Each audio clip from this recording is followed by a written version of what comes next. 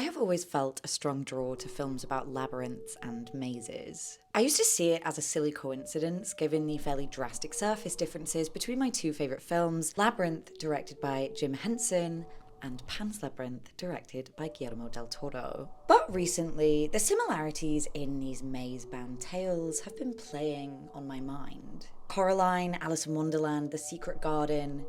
There is something tantalising and terrifying about these stories, the twisting paths navigated by our naive protagonists, the creatures that guide them with insidious intent, the illusion of choice, of freedom, the dangers that unfold in a shroud of beauty and wonder. This journey through the maze feels intrinsically female, and that's not to deny any parallels felt by other people, but that's what I want to explore today. Why we find films about girls lost in labyrinths so relatable. The link between women and the maze.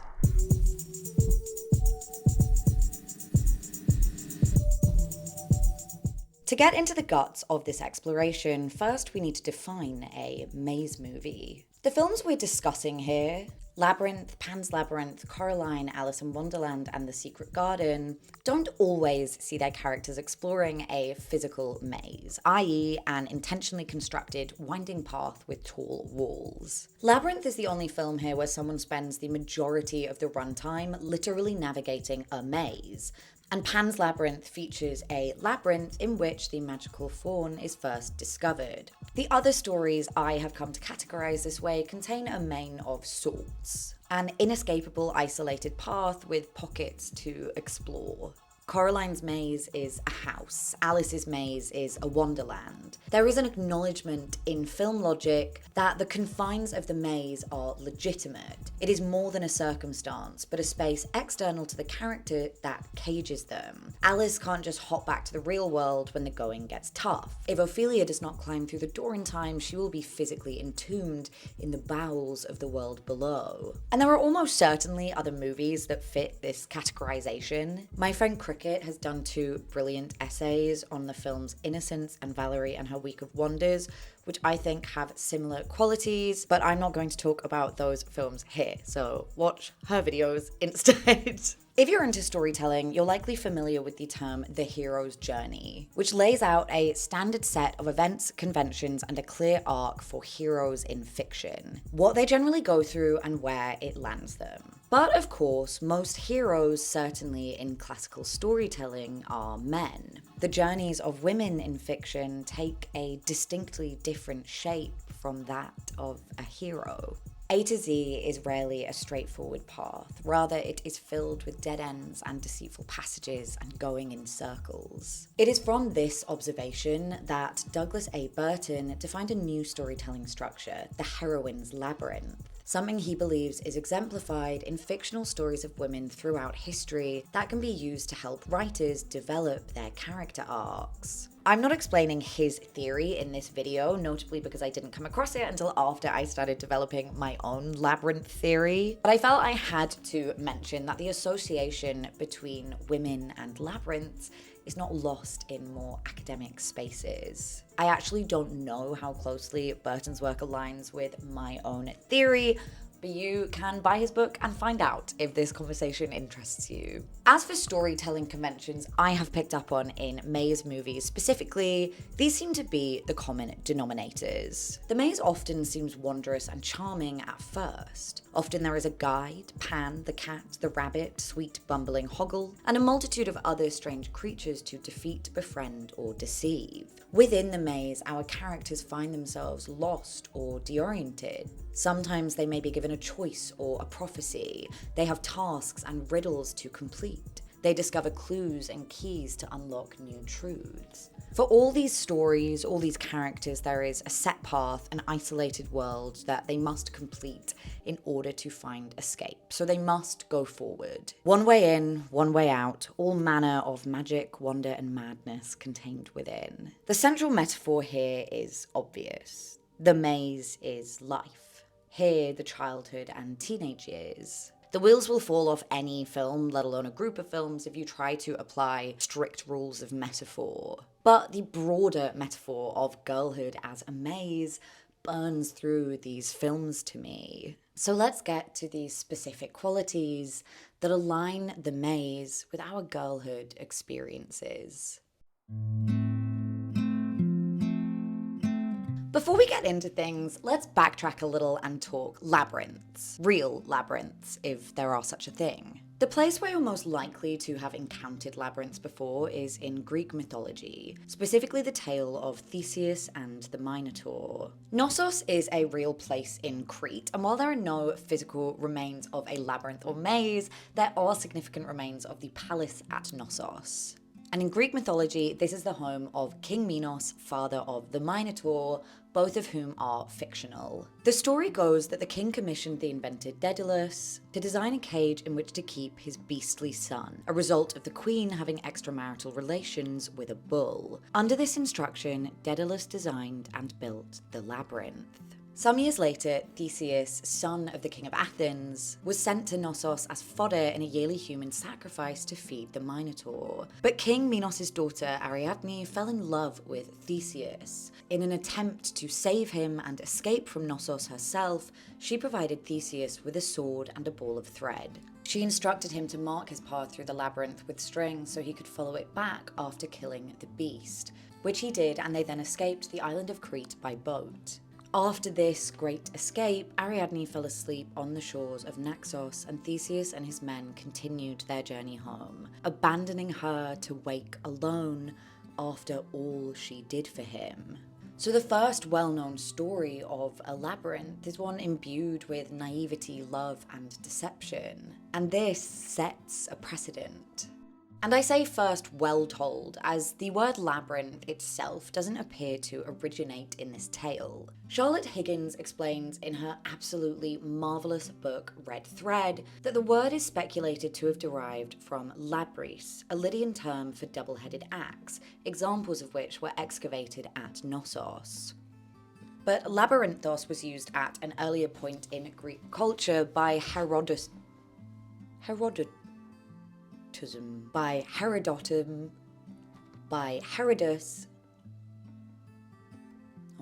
by Herodotus, a 5th century historian, to describe a tomb in Egypt. The true etymology of the word is sadly unknown. But the word continued to be used with labyrinthine, a Middle English variation, to describe intricate passageways. Things get even more complicated once the histories of labyrinths and mazes become intertwined, but that's not really relevant to us. But if you get off on sexy word stuff, I recommend you read this brilliant article that I used in my research. Mazes and labyrinths are different, with labyrinth generally used to describe a structure with a clear center and one path to follow. One way in, same way out. Whereas a maze has many paths, and the goal is entry to exit. But for the purpose of this video, I'm using them interchangeably. From Virgil to Shakespeare to Chaucer, mentions of dangerous mazes and the horrors within permeate mythological and literary history. It rarely functions as anything other than a hellish landscape, welcoming explorers with a gaping mouth. And in the modern stories of mazes and labyrinths, the films we'll discuss today, those who enter are notably women. Young girls or girls on the brink of adulthood, like Ariadne, who are the figures we watch enveloped in its depths. And why is that? Where is the literary logic in placing women in these winding infernos?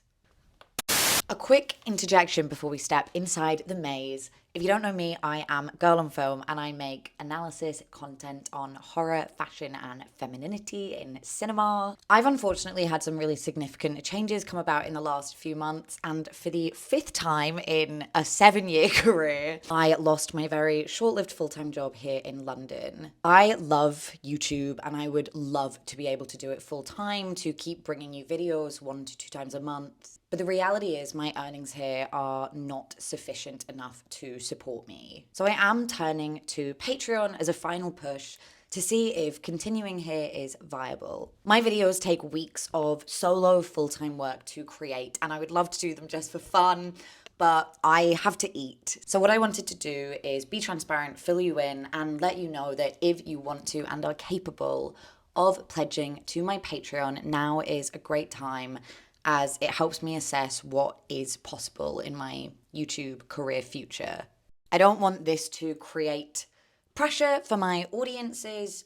If I'm not able to financially support myself this way, I will not be abandoning the platform. It just means you might be seeing me a little less. There are, of course, offerings on Patreon, like my newsletter, behind the scenes videos, scripts, and updates to make it worth your coin. But fundamentally, it's forming a community of like-minded people who want to enjoy and explore the themes of this channel. The link for my Patreon will be in my bio. If anything changes, I will be updating you again.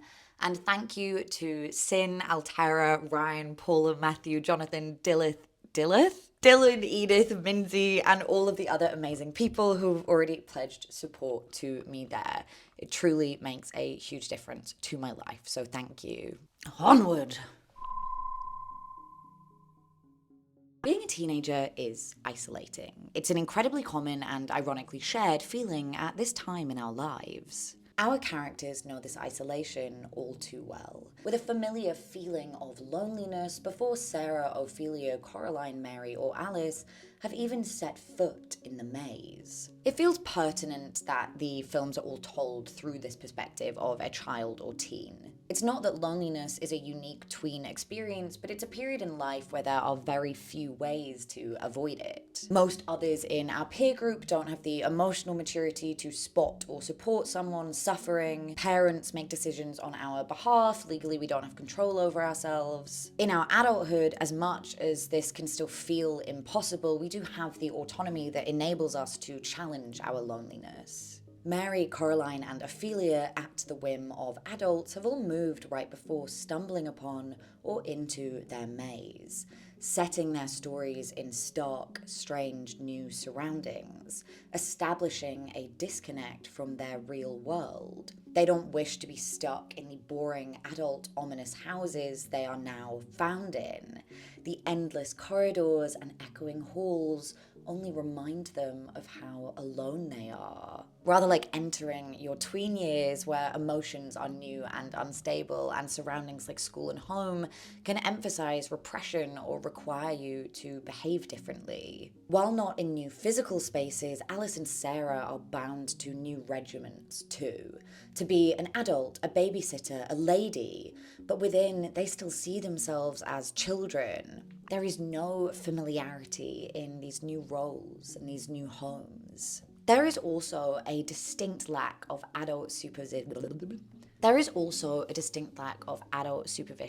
with the child protagonists having evasive parents or no parents at all. For many people, the teenage years are the first time we're allowed to do things on our own. While some of our protagonists are literal children, the absence of parents creates a circumstance comparable to the independence of one's early teens, both in that it's when we are set loose in the world and when we are made responsible for ourselves and sometimes others. Even with parents who are present in your life, it's easy to feel estranged from the adults around you in these years, who now feel you can look after yourself after school, cook your own dinner, make your own way home from swim practice. The tween years and the maze also prevent our protagonists with constant choices, new information, and decisions that haven't been encountered before. And without parents, the girls have to figure out how to navigate these on their own. For them, it's finding clues and solving riddles to move to the next passage. Interestingly, our modern-day English word clue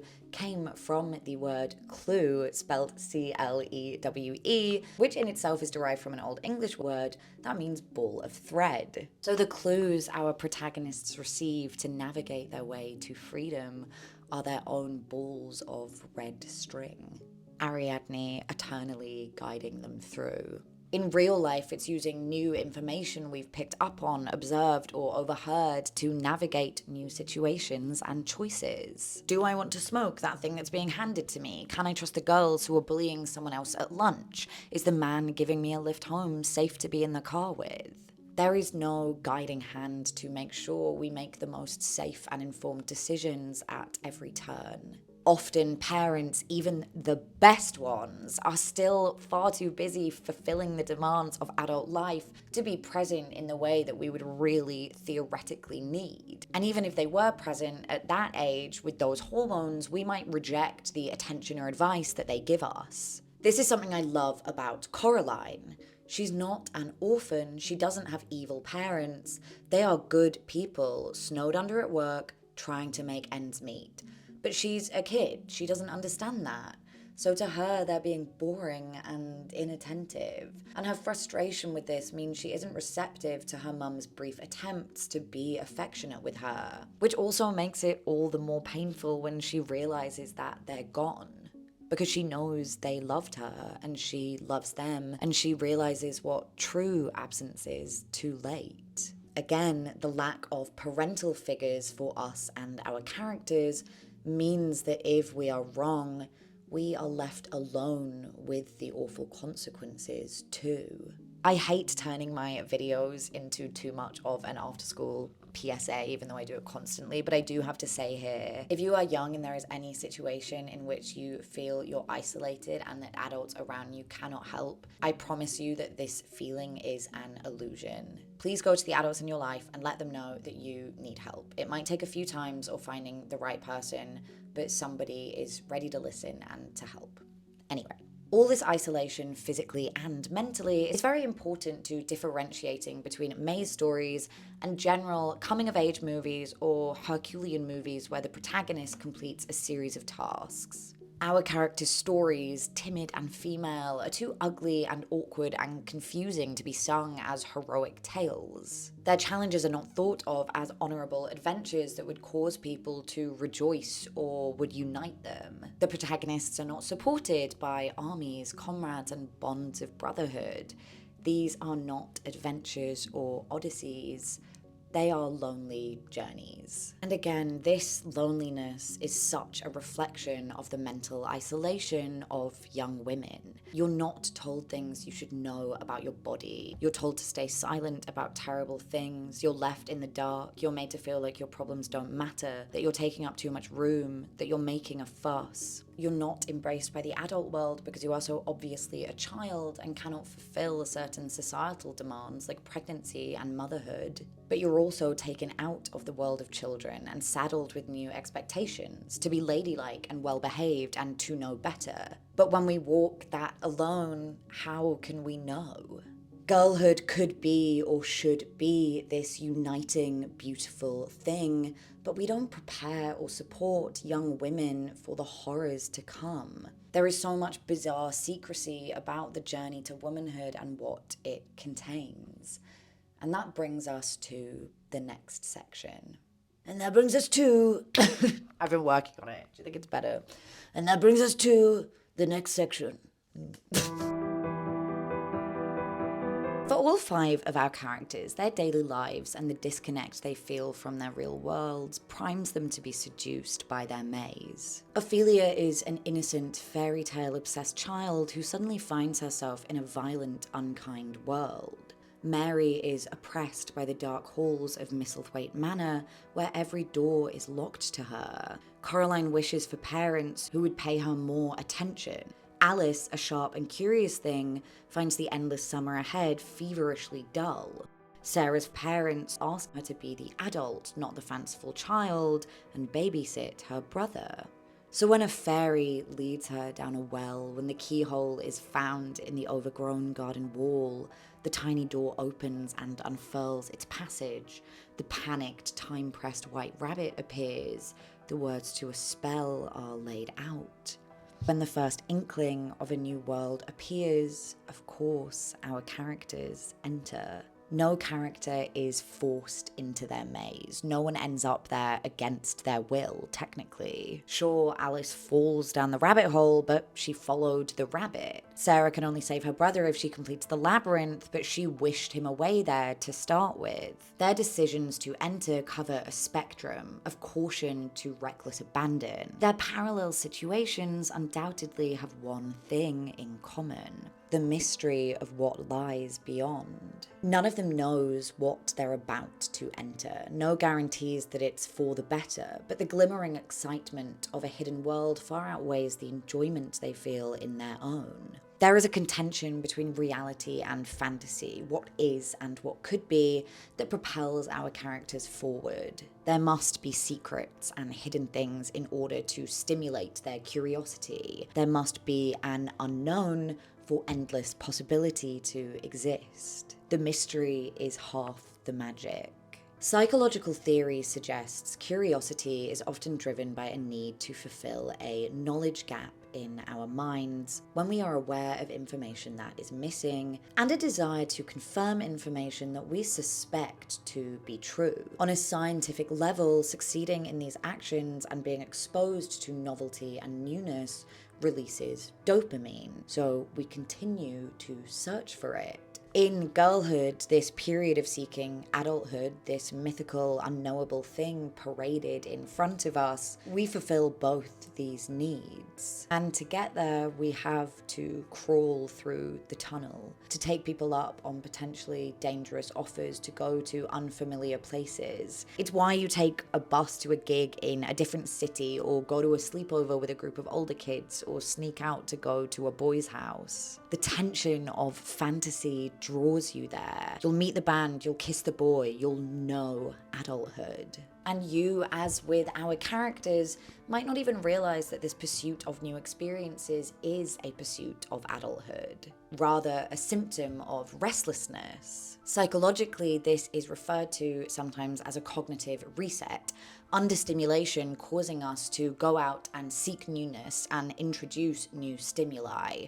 So boredom we evade at all costs. In Red Thread, Higgins says this: "Such is the nature of all labyrinths and mazes. They seduce you into contending with them, dallying with them, wasting time in them." Coraline loves idling time in her maze. She is not pursuing adulthood in it. She's enjoying the entertainment of Babinski's Mice Circus and Forcible and Spinks theatre show. She's relishing the amazing food and drink her other mother makes. She's exploring the garden in sheer wonderment. But her experiences there, especially once the other mother's challenges begin, inevitably teach her lessons and develop her maturity. Even for Sarah and Ophelia, who are almost immediately confronted with a challenge to reach the castle and find Toby and to gather various items from fantastical creatures, it is a common thread in maze films for the maze to first appear wonderful and beautiful. Everything is better than their dull home world. More colourful, more musical, more improbable, more attentive. But this glittering facade is deceptive. It hides ugliness and malevolence. It hides painful truths. And slowly but surely, these things reveal themselves. Mary learns that Colin can actually walk. In the garden, this seems like an incredible miracle, and ultimately in this heartwarming story it is, but the children do not understand that Colin's mystery illness is the result of something similar to Munchausen by proxy. Coraline learns that the extensive affection and attention the other mother offers her is a bargaining tool to entrap her. Ophelia learns who her stepfather is, a child killer, through her parallel encounter with the Pale Man. A commonality in these secrets is that they connect to the adults in the story, with an adult either concealing the truth or concealing their own ill intent. I see a broader metaphor here in real-life adults not being transparent with children, and this isn't always nefarious. In part, I think it speaks to the way that parents seek to protect children. Adults lie because they think youngins can't handle adult things or handle the truth, like Pan not telling Ophelia that she needs to kill her baby brother. But this overprotection by way of concealing the truth inevitably leads to an under-preparation. Obviously, the mazes in the films are not real places, or at least not ones adults are privy to, but in film it still means that the adult characters don't prepare our protagonists. They never say, one day you might enter a maze, you might encounter a man, you might encounter a certain challenge. This leaves our young girls to naively stumble into danger without understanding warning signs. And that brings us to the other side of adult secrecy. Adults, like Jareth and the other mother, intentionally manipulating the children to get what they want. The films take advantage of their visual format to explore this beyond simply making adult characters lie. They give them powers, the ability to physically manipulate and rebuild the world in order to shape the child's actions or needs. More on that soon.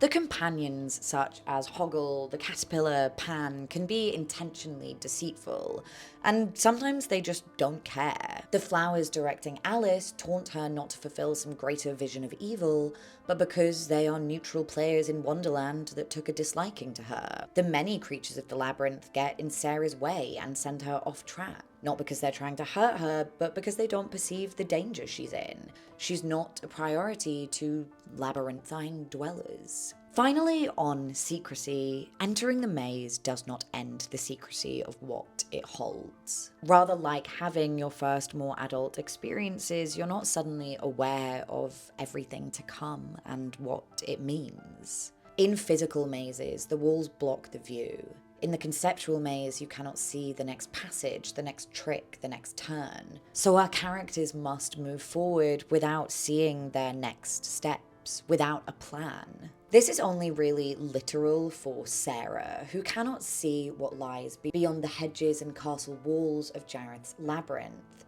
But metaphorically, this stands for all of our characters. The idea of not being able to see beyond the maze is also comparable to a lack of foresight and perspective. Our characters believe themselves stuck. When we are in the midst of teenhood, we cannot imagine what comes beyond these years. Our present turmoil is the most important, resolute thing imaginable. That's the reason why. Oh my god. There's a cat. There's a cat. I don't know why that was so scary. It's getting darker.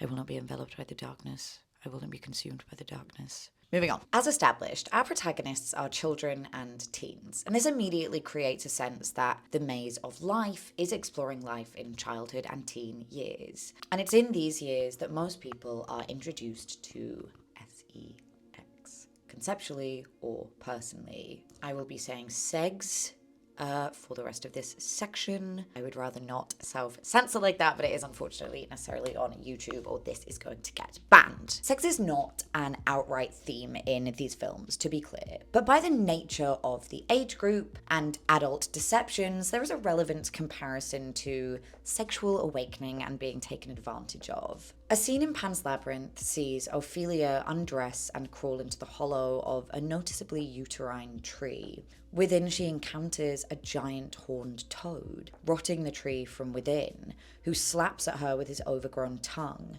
Eventually, she emerges, shaken and muddied, having obtained a key, to see her dress and socks have fallen to the ground and been ruined. Likewise, in Labyrinth, Sarah eats a peach provided by Jareth, which sends her into a demented ballroom dream. He stalks her across the room of masked figures, and eventually they come together to dance. She becomes overwhelmed as the masked strangers moving closer, watching her, laughing at her, taunting and grabbing as she runs away. And when it finally ends, she wakes up in a wasteland of rubbish. Now, I have read interpretations of the tree scene as Ophelia having been assaulted by soldiers on Vidal's property. Sarah's poisoned peach is reminiscent of a date rape drug, made more horrifying by her waking up in a bin.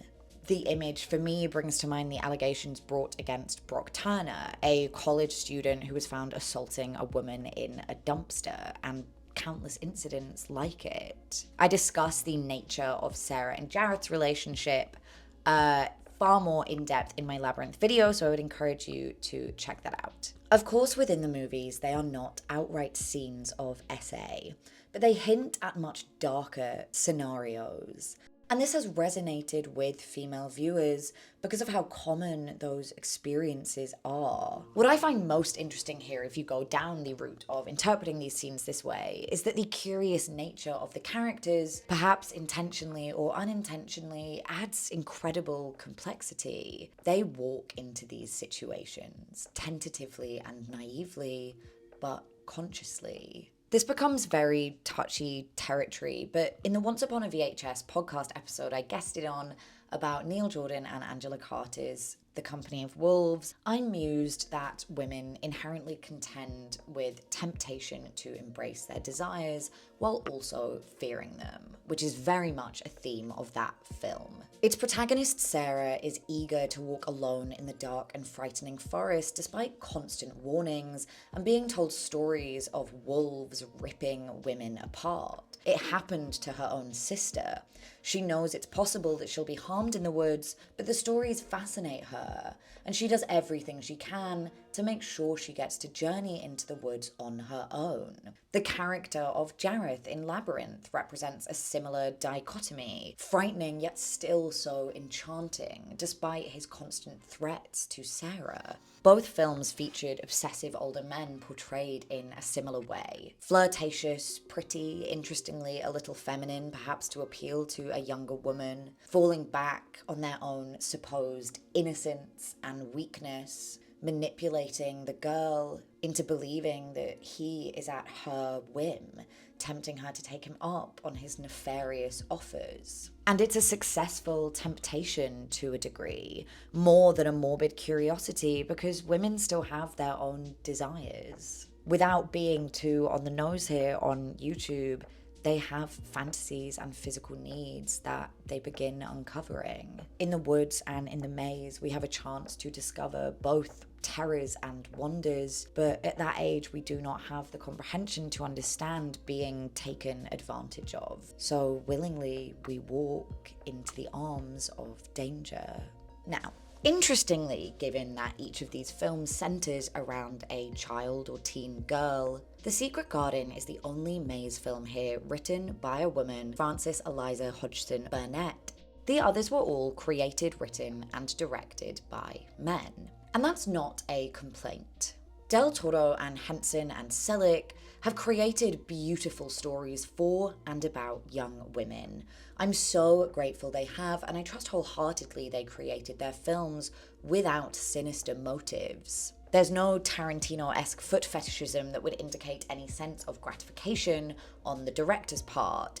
Even in Labyrinth, which undeniably features a power-imbalanced relationship in which Jareth tells Sarah that he loves her and wishes to be her slave. But two of our male creators are pretty bad men, leaving the films with complicated legacies and opening them to darker interpretations. Neil Gaiman, writer of the book Coraline, was revealed last year to be a perpetrator of violent SA. It is impossible to talk about Gaiman and his world without being aware of who he is and how deeply disturbed his relationship to women is. Especially young women, as his victims were his own students and babysitters. I don't see his book, which was inspired by his precocious daughter, or the subsequent film as containing any sexual undertones at all. But his crimes, as a man trusted and loved by so many women who created this story that so many women connected to, become another awful secret hidden in a maze. In a much less concrete and provable scenario, many have suggested that Lewis Carroll, real name Charles Dodgson, writer of Alice in Wonderland, was a pedophile. And it's not just a matter of moral panic or modern society demonizing him, as some claim. There is some compelling evidence. Unfortunately, my camera just died, and if I wait for it to charge, it will be dark by the time I start filming again, so I figured it is better to keep going. Sorry that this is now really shitty quality.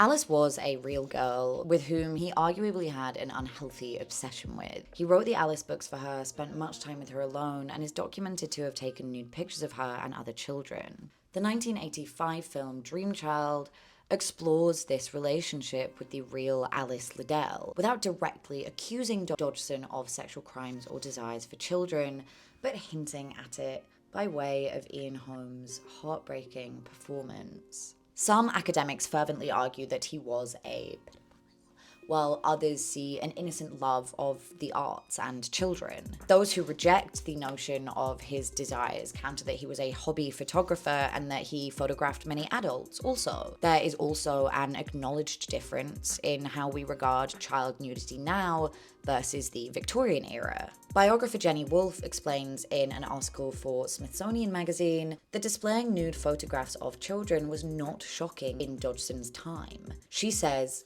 Victorians saw childhood as a state of grace. Even nude photographs of children were considered pictures of innocence itself. However, Woolf more broadly suggests throughout her biography, The Mystery of Lewis Carroll, that he likely did pursue teenage girls romantically and physically in his adult life. Ultimately, the mystery of his relationship to Alice will never be solved. A mystery immortalized by the maze he created for her. All in all, when it comes to the sexual undertones of our labyrinthian tales, they are not heavy-handed, and almost certainly not contained in the text by way of authorial intent. But as with any stories of young girls exploring dark and dangerous new worlds, those with eyes to see it will see it.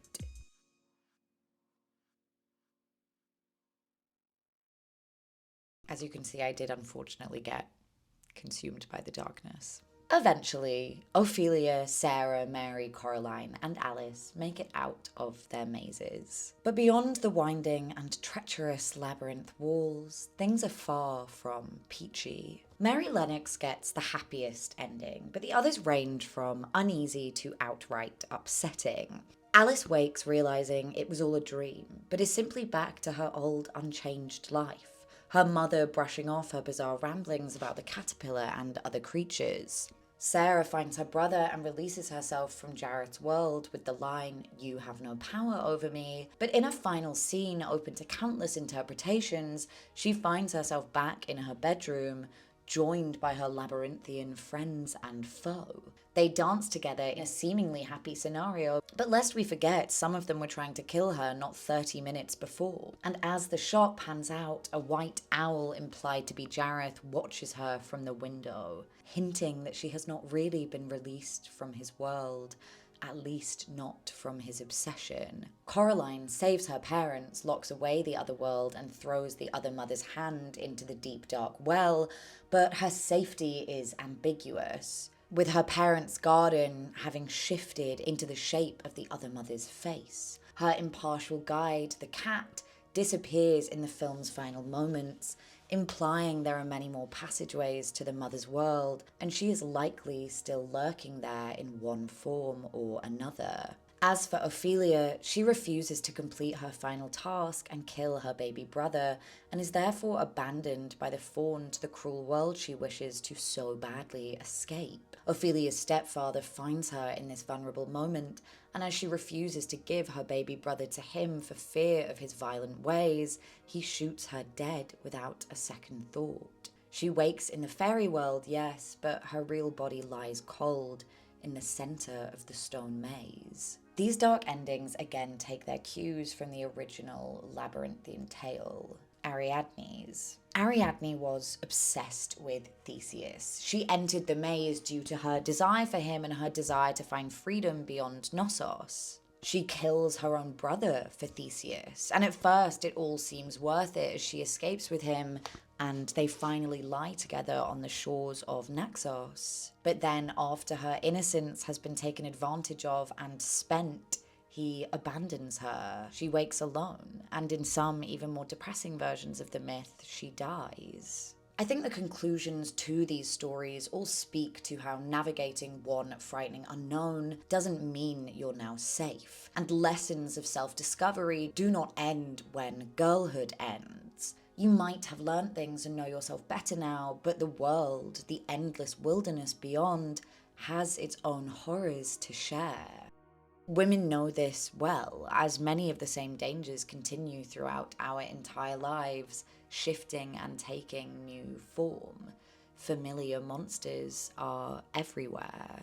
To pivot for a moment, George Eliot's Middlemarch is another tale that uses a labyrinth metaphor and mention of the Minotaur. Here he emphasises that the cage new bride Dorothea is bound in is as a wife in upper-class polite society. And when Dorothea meets her future lover, Will, she is standing by a statue of Ariadne in the Vatican Museum. Later in the book, in a plea for her dedication, Will says to her, "And now you will go and be shut up in that stone prison at Lowick. You will be buried alive." And this is perhaps the last haunting outcome of the maze. Choosing it, never escaping it at all. It could be argued that Sarah, partying with her puppet pals, is experiencing a kind of Stockholm syndrome, a longing or affection for her childhood monsters because their familiarity is comforting. She may never escape the effects of Jareth, as she is yet to fully recognise the harm. Although, on a more positive note, many people argue that she escaped with her joy and childlike wonder intact, whilst growing up in other ways. So take that scene as you will. Happily, Dorothea of Middlemarch realises that she doesn't have to be trapped in her maze. She rejects the incoming fortune of her late husband and chooses a life with Will instead. It's a rare, happy ending. Of course, in life, that's not where the story would end, because there are no endings. Perhaps you never escape and remain caged. Perhaps you simply enter another. Or perhaps the wilderness beyond provides new challenges and hardships. Interestingly, when it comes to men and mazes in fiction and film, I find that the maze does not tend to represent navigating the physical world, but the internal world. The maze as the mind is a concept that Psycho Daddy Freud was a huge fan of. He told an interviewer in 1927 that psychoanalysis provided the thread that leads a man out of the labyrinth of his own unconscious. And this Freudian use of the labyrinth manifests in many other films. There's Inception, The Shining, and Prisoners, male-led films that are more so about men living in psychological cages. I wonder whether men find these maze stories more compelling because it is their internal world that contains the darkness, rather than the physical world where they are broadly protected by society and their own bodies, at least in comparison to women. Men are so encouraged in the misogynistic society we live in not to be vulnerable and talk about their feelings, and therefore their minds become this difficult space to navigate, filled with difficult hidden things. But we women are not trapped in our minds. You could argue that we're trapped in a world that those other minds created. It is the fact that the maze is external that makes it such a successful metaphor for girlhood, where so much of your impactful experiences are things that happen to you. External things, physical things, things done to your body, situations you're placed in. We exist inside it, not the other way round. What are these spells? So, the maze or labyrinth draws many parallels to the preteen or teenage female experience. Our eagerness for self-discovery and the element of risk in pursuing the unknown. A draw to the parts of our life that are equally tantalizing and terrifying. And once the ball is rolling, once the maze is entered, in most of these stories, the girls, as with real life, have no choice but to go through the maze. It may begin with wonder and then it becomes survival as they are forced to navigate its darkest paths. And as they move towards the heart of the labyrinth, physically or metaphorically, there is no turning back. Everything looks different now. Running the path in reverse cannot undo what is done, and so they move forward. They must move forward.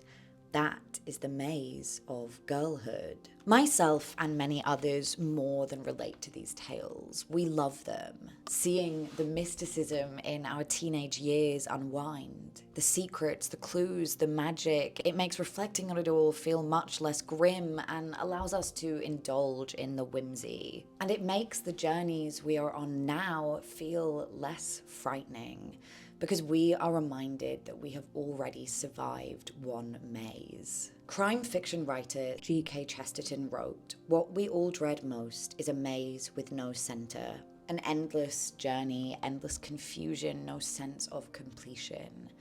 But the reality is that's life. And if we can't see the wonder in it, what else have we got? And that's all I have to say about that. I hope you enjoyed today's discussion. Next week, we will be covering Maze Runner as an allegory for male puberty. Please feel free again to check out my Patreon, which is patreon.com/girlonfilm. Hope you're having a gorgeous start to the new year. And I will see you very soon.